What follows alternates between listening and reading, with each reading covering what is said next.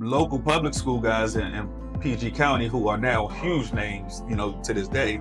Glenn Farello at Eleanor Roosevelt. You had Billy Lanier at Oxon Hill, Steve Matthews at Gwynn Park, Keith Cotrea at Laurel. I don't want to leave anybody out. I'm sure there was a whole lot of other guys involved. Kenny Johnson, who was an assistant for Glenn Farello at the time.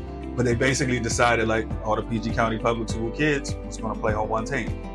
And that PG Select. That was PG Select. And just to give you some names on just that first year, you had a team with Mike Sweeney, Gerard Ford, Delonte Holland, BJ Hagler, Charles Ford. They had, I think, 10 or 11, Richard Little.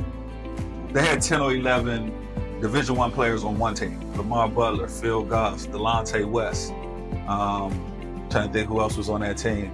On our team, you had myself, Sterling Ledbetter, go to Maryland, Chris McCray, who ended up at Maryland as well, Chris Williams, who was at Oxon Hill with the Kent State, Chris Prince, Oxon Hill, the Radford, you know what I mean? And it just kind of showed, people talk about it now, like, oh, public school sucks.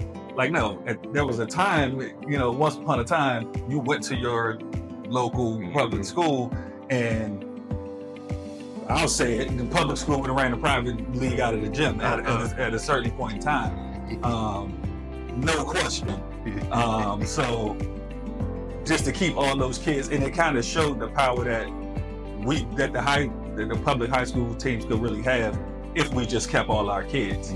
The public schools, the kids went to like played at the rec centers and stuff like that, where they honed their skills, and they went to the public schools, and all the public schools was dominating everything.